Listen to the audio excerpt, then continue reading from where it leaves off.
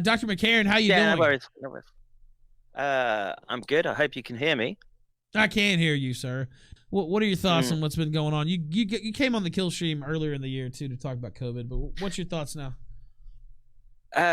Well, it's gone along with the predictions that we tried to sort of discuss when I first came on. And if you remember, part of that discussion was that the this is not a respiratory virus as people understand it. It's not a flu. Right? We've now understood it as to be a agent that's a causes multi-system coagulopathy, and it's highly Now wait, adapted what for does that mean? infecting. Wait. What does that mean for people who don't know? Me. So it causes mass clotting everywhere, right? Okay. So it's not that your lungs are filling with fluid like normal pneumonia. It's the small blood vessels are getting blocked, and then exudate is coming out, and literally you're clotting everywhere, and it's attacking virtually every organ in your body. Like I said, there's a lot that are just getting through it, and it's not really impacting them. But there's obviously the old are being taken out, and that's a big topic of discussion. I wanted to have Dr. John Tallinger here from Sweden, who blew the whistle on how they were. Well, they did a genocide of their elderly there by just letting the virus run rampant through the old.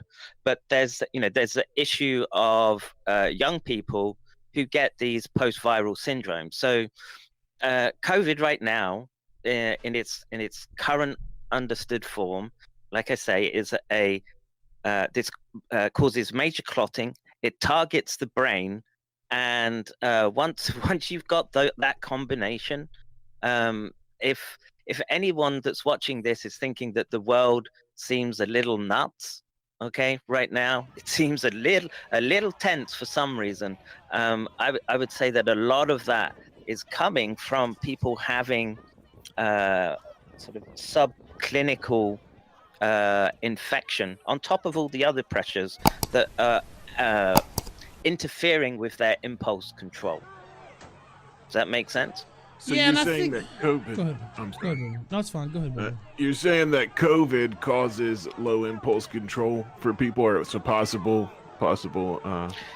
Yes, especially the young and healthy, right? Okay. So if the so they're able to fight off in their organ systems the expression of SARS-CoV-2. So we've found out that it dulls pain, right? So you can be infected, but you don't really feel it. So it blocks the feeling of pain. So you might not even think that you're that ill. So you go out spreading. And at the same time, it's getting into these regions of the brain, the brainstem and basal ganglia, and that's like say once you're in there, it doesn't take much swelling or inflammation to start interfering with people's behavior. And like I say, I've done. Man, I don't know what you're talking about, but it sounds like you're just like trying to use a bunch of big words to get people to not like do shit that's normal. Well, he's he's talking about parts of the brain, the actual clinical terms for him. So what? Let me ask you this: does it do anything for? Does it cause people to become like more sexually aroused or sexually promiscuous? What? So I would. You have to think of it in the context of impulse control. So I, on the intro to my videos on these riots, there's this girl that climbs on top of a police car, pulls down. She's already semi-naked, and then takes a dump. Oh yeah, Ashton. On. Have you seen that one? Yeah. Yeah, we saw it. Right. So, and I saw one the other day with a naked man trying to punch in the window of a police car, and you're seeing this whole spectrum of behaviors being played out in front of you right now in the United States.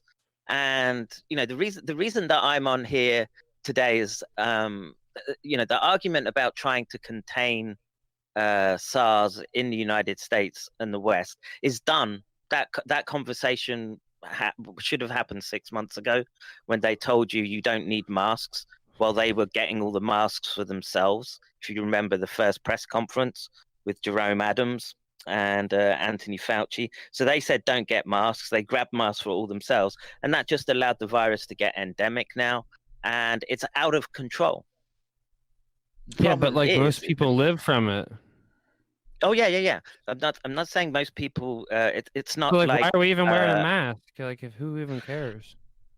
So this is where you have to make the you have to use a bunch of big words to make people not do normal stuff. Like, well, most people can live from castration too, but I mean, you know, at what cost? Dude, but the whole COVID thing, it's like that's not even, they're not even like comparable. It's like we want to like change the entire way society operates because of something that has like a 99% survivability rate. Like, no, dude, we're not castrating people. We're not castrating everybody just because. But this is where I want to jump in, right? And I want to say there's literally a different way of going about it. And where I am in Japan, right, it literally everything is normal. Nothing shut down. Everyone's interacting, and it's been like this from the beginning. Now, there might be a possibility that there was some natural immunity, perhaps because they're in close proximity to China. But as a reflex, without coercion or laws, masks went on everywhere. Even kindergarten kids wear them all day, and the Japanese and South Korea, Taiwan, all have very low infection rates, but they all masked up immediately. But that's gone for the United States now. You're in a different zone with your current situation. And interrupt me if you. Yeah, I was going to ask you. I mean, a lot of people in the chat are like just outraged at what you're saying, basically, and they say COVID's no big deal, or not necessarily it's no big deal, but you know, shit happens, and you know, we got to keep going out and fuck locking down everything, and the masks don't work. Basically, is what they're saying. And I would say, yeah, don't. I'm an advocate of not locking up. I'm saying, it should have been more like the Asian model, and that's why we're not locked down here. Everything is normal. Kids are going to school. You're going to the shops, but there's a level of discipline that was done at the beginning that I feel has contained it. But the bigger issue here is not this question about how you respond to COVID at the individual level. There's a very, very big problem right now within the institutions that that we've set up, that were sort of gifted to us as a birthright of these scientific establishments, which are literally abusing and grifting the US public right now in an absolutely obscene fashion when you start breaking down. We're not allowed to talk about those. Well, you're going to talk about it right now. What are you getting at? So so in February, this was literally a few weeks after they've publicly declared that SARS is airborne. 27 senior researchers and well-respected epidemiologists signed a letter to the Lancet saying SARS-CoV-2 has to be a natural spillover event from an animal, and any other explanation literally is conspiracy theory. The science is settled. Yeah, pretty much. Now, what's happening is that there is we can track this back to very specific organizations and people. There's an organization in New York called EcoHealth Alliance, run by one Peter Daszak. He's the CEO. They claim that they're a non-profit organization that's working for conservation and interaction between expanding human environments and probable zoonoses. Okay, but what you find is when you dig into them that they've received hundreds of millions of dollars, and you probably know part of this story, that they were funneling this money to the Wuhan Institute of Virology, where this whole thing started. And it was these people that bought the disease out and did the gain of function research on it and are using the scientific establishment right now to hide it and stop questioning it. Grimmer Remover says, so is guest saying this is similar to pandas? Pandas, like panda bear? Or is there some... I don't get that one. Doctor? Pandas? I don't think it's similar to pandas. Dr. McCorn? Karen? Is he there? Yeah, I'm here. I don't know what yeah, I'm here. Pediatric autoimmune neuropsychiatric disorders, and that comes from streptococcal infection in children. It's very similar to like Tourette's.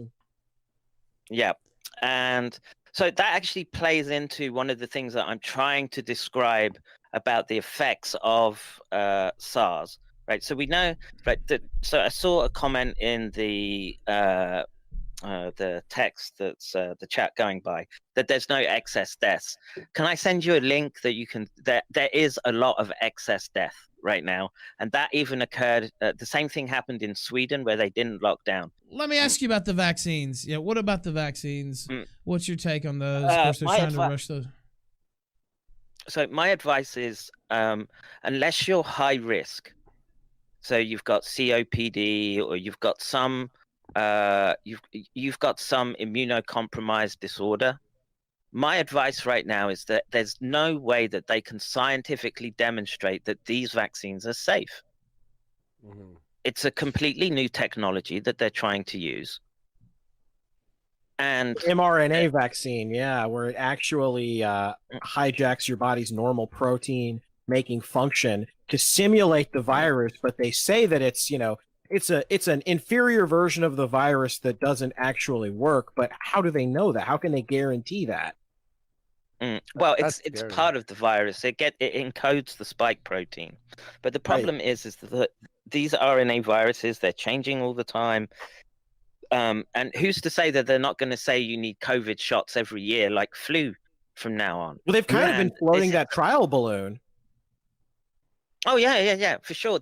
Look, because the steps were not taken at the beginning, right? And it was, it just came from so many angles, And an example that I'll give you that people are going to be familiar with is that stupid cunt Bear Brain Owen Benjamin pushing people saying there's no such thing as viruses.